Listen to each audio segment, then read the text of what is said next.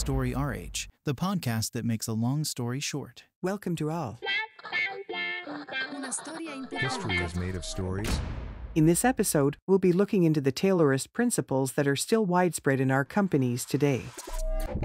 It's easy to bring to mind that black and white footage of Charlie Chaplin tightening bolts. Taylorism dates back to the Second Industrial Revolution in the 1910s. If we simplify, it's about men standing next to a conveyor belt repeating the same action ad nauseum, and white-collar workers who never set foot in the field. And even though that was over a century ago, and since then we've introduced the concepts of job fulfillment, task diversification, and, of course, quality of life in the workplace, Taylorism is still omnipresent at our companies. Taylorism is dead. Long live Taylorism. What's the story? The scientific organization of labor according to Taylor depends on two major divisions, vertical and horizontal. Let's start with horizontal division. You break the value chain down into smaller organizational units to create wealth. Taylor goes so far as to list the most basic tasks and to assign each. You place the bolt here and I tighten it there. It's the standardization of labor. It leads to repetitive tasks for each employee. It's what we call assembly line work. And, what's more, we monitor each employee's efficiency with a timer. And, even better, employees will be paid based on the number of bolts tightened within a given time frame. The second division of labor is vertical. You separate those who design work and those who execute, those who think about work. The white collars develop the procedures for those who do in the field, the blue collars. There's no need to think in the field. You just have to follow the procedure to the letter. Taylorism has limits though, like when the procedure isn't suited to changes in the field. When it comes down to it, norms and processes would work splendidly if we could predict everything, know everything. But nothing is ever certain.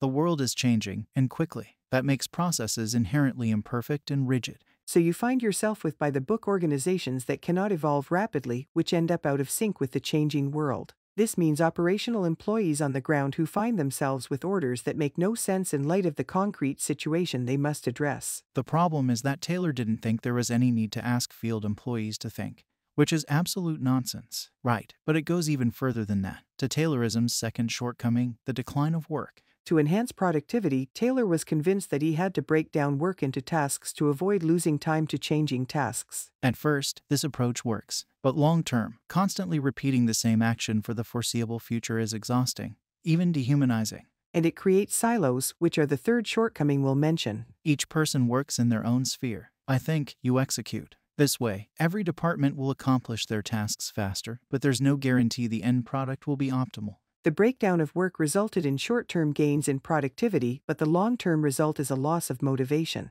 And the lack of communication it created led to decreased product quality. That said, though the organizational approaches derived from Taylorism have their limits, we need them to ensure productivity. Taylorism is the only productivity model we know. To such an extent that this method of management and organization originally developed for the industrial sector has become the foundation of productivity in all sectors. To cite just one example, there's jobs and their place in the value chain. Jobs are conceived of as a portion of the value chain at almost all organizations, and this idea comes from Taylorism and the horizontal division of labor. A job is the smallest organizational unit of value creation when you break down the chain.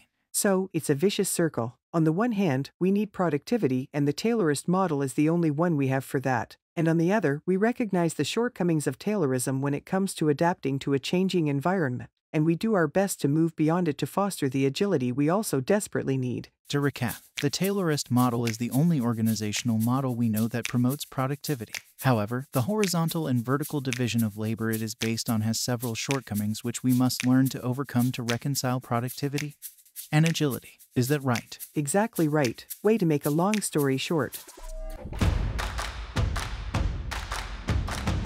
Story RH, the podcast that makes a long story short.